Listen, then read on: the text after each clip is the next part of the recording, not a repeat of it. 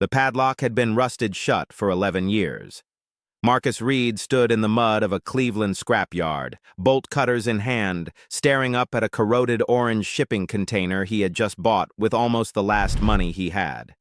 $20. That was the full price. The scrapyard owner laughed and told him he'd just bought 40 feet of rust and a dead man's garbage. But when those steel doors finally screamed open, what was sitting inside would take a homeless 23-year-old and rewrite the entire course of his life. But to understand what that moment meant, you need to understand how a kid ends up standing in that mud in the first place. Marcus Reed never had much of a starting line. He grew up bouncing between foster homes on the east side of Cleveland, 6 placements before his 14th birthday. Some were fine, some he still doesn't talk about. When he turned 18, the state did what the state does with kids like him. It handed him a trash bag with his clothes in it, wished him luck, and closed the file. No family waiting, no savings account, and no one to call when things went wrong. And for a while, Marcus made it work. He found a job at a shipping warehouse loading trucks on the overnight shift, rented a room above a takeout place, and bought a 15-year-old Honda with 200,000 miles on it. It wasn't a life anyone would envy, but it was his, and he built it himself. He was proud of that. Then the warehouse announced layoffs, last hired, first cut. Marcus was 22 years old with 3 weeks of savings and a resume that fit on half a page. He applied everywhere, gas stations, kitchens, loading docks, and kept hearing the same thing. "We'll call you." Nobody called. The room above the takeout place went first. He moved into the Honda, parked it behind a laundromat that let him use the bathroom, and told himself it was temporary. 3 months later, the Honda's transmission died at an intersection on Lorraine Avenue, and the tow fee cost more than the car was worth. Marcus watched a truck haul away the last thing he owned in the world. He was 23, sleeping under an overpass with a backpack and $34, and by his own account, he had stopped making plans. Planning felt like a joke. He was just surviving one cold night at a time. Now here's where the story turns, because survival is exactly what led him to the scrapyard. A shelter worker mentioned that an old salvage yard off East 55th Street sometimes paid cash for day labor. The owner was a heavyset man in his 60s named Denny, gruff, permanently annoyed, the kind of guy who communicated mostly in grunts. Denny paid Marcus $40 a day to sort scrap metal, stack copper pipe, and haul junk across the frozen lot. It wasn't steady. Some weeks it was 2 days of work, some weeks nothing. But it was cash, and it was honest, and Marcus showed up every single morning whether there was work or not, just in case. Denny noticed that. He never said anything, because men like Denny don't. But he noticed. At the far back corner of the yard, half swallowed by weeds, sat a 40-foot shipping container the color of dried blood. Rust streaked down its sides. The lock was corroded into a solid lump. Marcus asked about it once while they were breaking down an old furnace, and Denny just shrugged. Said some old man had rented that corner of the lot years back, paid 5 years of storage in advance, then stopped showing up. The payments ran out, the paperwork sat in a drawer, and legally the container and everything in it now belonged to the yard. Denny had been meaning to cut it open and scrap it for a decade, never got around to it. Then in early spring, the city came after Denny about lot violations, and he needed that back corner cleared. He looked at the container, looked at Marcus, and made the offer that changed everything. $20 and it's yours, kid. Contents included. You haul it open, you deal with whatever's inside, and you clear my headache off the books.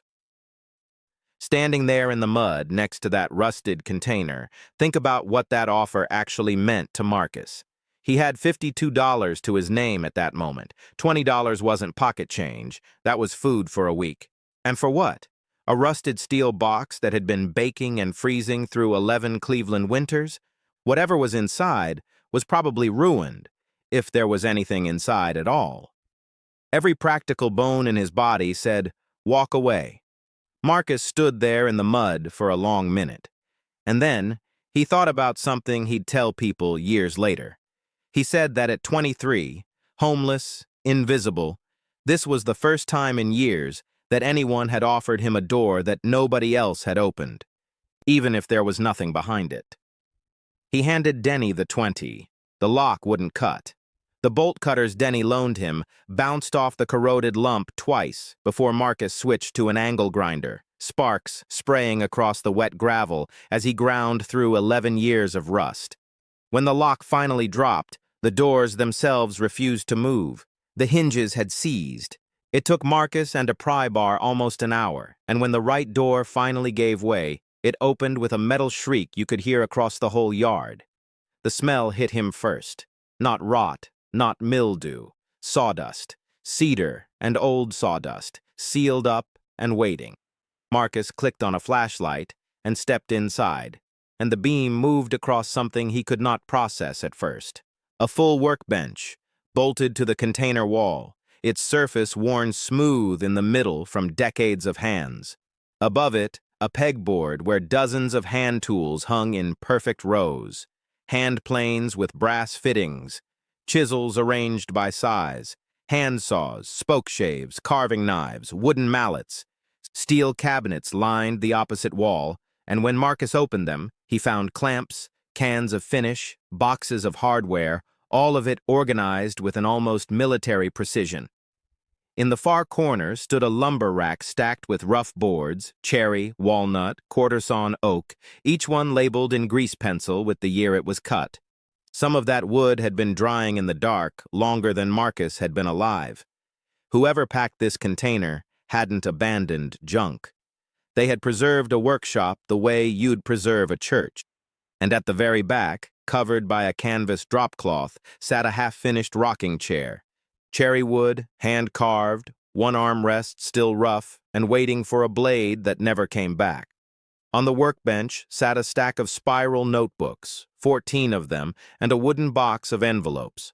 Marcus opened the top notebook by flashlight, and what he found inside would turn out to be worth more than anything else in that container.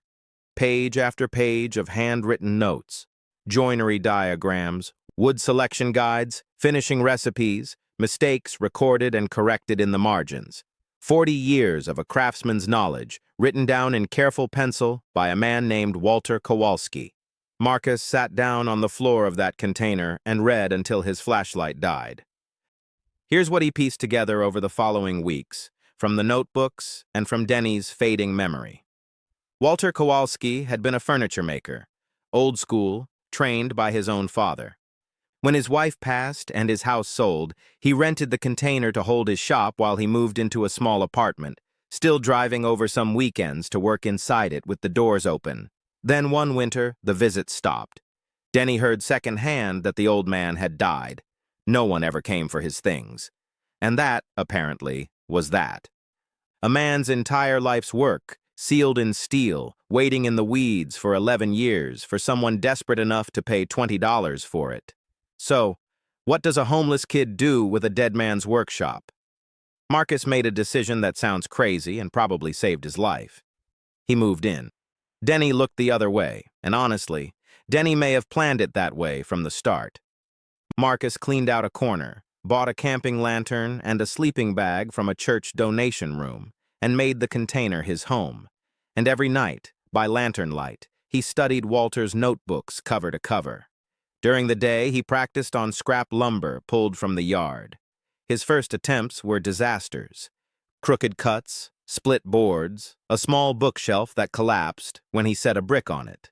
But Walter's margins were full of the exact mistakes Marcus was making, 60 years earlier, with the fixes written right beside them. It was like being taught by a ghost who had already failed every way you were about to fail. The turning point came in week 6 over a single dovetail joint. Marcus had botched 11 attempts, splitting the pins, gapping the tails, and he was ready to accept that maybe his hands just weren't built for this. Then, on the 12th try, the joint slid together with a soft click, tight enough to hold with no glue at all. He sat on an overturned bucket in that container, turning a scrap of pine over in his hands like it was made of gold. And Notebook 3 had a note in the margin waiting for exactly that moment. Walter had written that the first good joint ruins you, because now you know the difference. Marcus worked like a man possessed, because, in a way, he was. For the first time since the warehouse layoffs, he had somewhere to be. 4 months in, he loaded 3 small cutting boards and a step stool onto a borrowed hand truck and pushed them 2 miles to the West Side flea market. The table fee was $10 he could barely spare, and for the first hour, nobody even slowed down.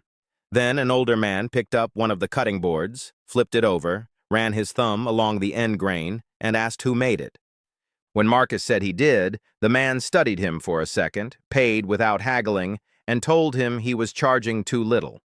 By noon, everything was gone. $65. He stood there in the crowd holding that money, and a woman asked if he could make her a spice rack, his first commission. He nearly said no out of pure panic. He said yes. Through that summer, things slowly built.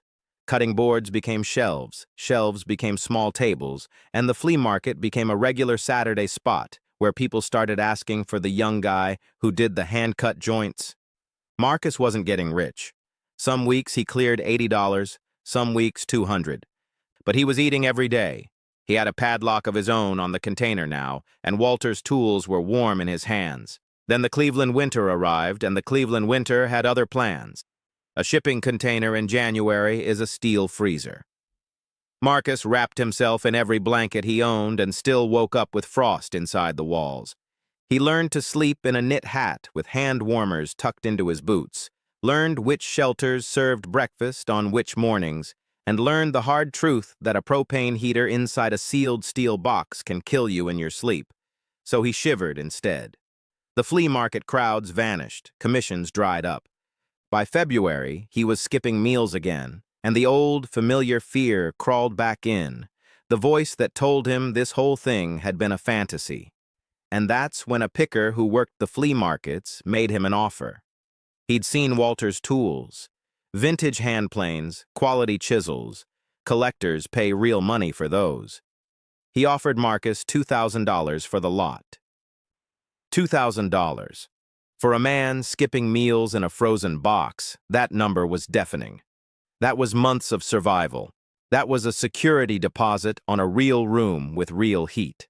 Marcus told him he'd think about it, and for 3 days, he genuinely did. He'd sit at Walter's bench at night, doing the math, survival on one side, and a dead stranger's tools on the other. On the 3rd night, unable to sleep, Marcus finally opened the wooden box of envelopes he'd been avoiding since the first week. It felt like reading someone's mail, because it was. Inside were letters, written and stamped but never sent, all addressed to the same person, David Kowalski, Walter's son. Letter after letter, spread across years, from a father trying to reach a son after some falling out the letters never fully explained. And in the last one, dated a few months before the visits to the container stopped, Walter wrote a line that Marcus says he can still recite with his eyes closed. He wrote that his one prayer was that his tools would end up in the hands of someone who needed them, because tools in a working man's hands are the only immortality a maker gets. Marcus read that letter in a freezing container by lantern light, a letter written before he was even homeless, and it felt like it had been mailed directly to him across 11 years. The next morning, he told the picker the tools weren't for sale. Not then, not ever. If this story has you hooked, take 1 second and hit subscribe, because every week I dig into stories like this one, inspired by real second chances, about people the world wrote off too early. Now back to that frozen container, because the very same week Marcus turned down the money, his luck finally turned with it. The owner of a Tremont coffee shop who'd bought one of his shelves called with a real job. She wanted a full custom counter and matching tables, and she was willing to pay properly. 8 feet of solid wood countertop plus 4 cafe tables, the biggest thing Marcus had ever attempted by a mile, and he nearly talked himself out of it twice.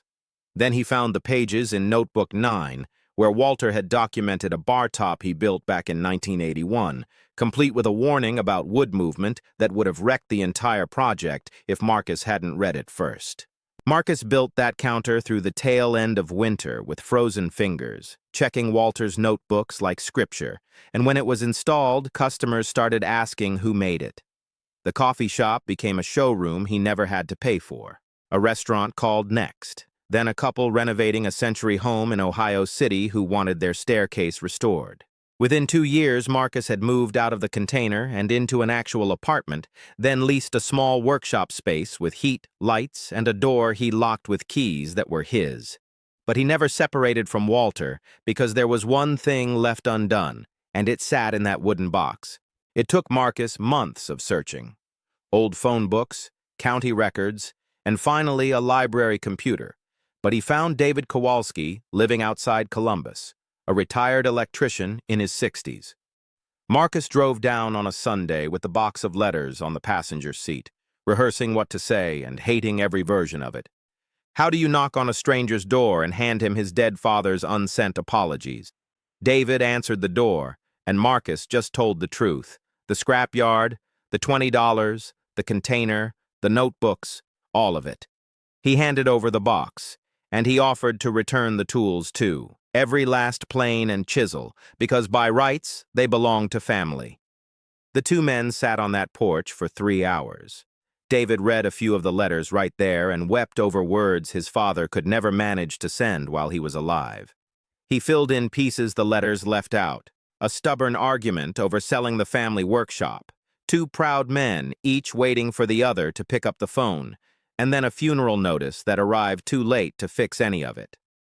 And when Marcus asked again about the tools, David shook his head. He said his father had finally gotten exactly what he prayed for, and he wasn't about to overrule him now. He asked only one thing, that the shop, whenever Marcus had a real one, carry his father's name somewhere on it. Today, if you walk down a certain street on Cleveland's west side, you'll find a working furniture shop with a hand-carved sign above the door that reads, Walter's Bench. Marcus Reed is 29 now. He employs 4 people, and 2 of them came to him straight from the same shelter where he once stood in line for a bed. A copy of Walter's notebooks sits in the break room, and every new hire starts the same way Marcus did, on scrap lumber, making the same mistakes Walter cataloged 60 years ago and fixing them the same way. The original workbench from the container sits in the center of the shop floor, still in use every day. And in the front window, finished at last, sits a cherry rocking chair that is not for sale at any price. Marcus completed Walter's final armrest himself, following a pencil sketch from Notebook 11, and David Kowalski drove up to see it the week it was done.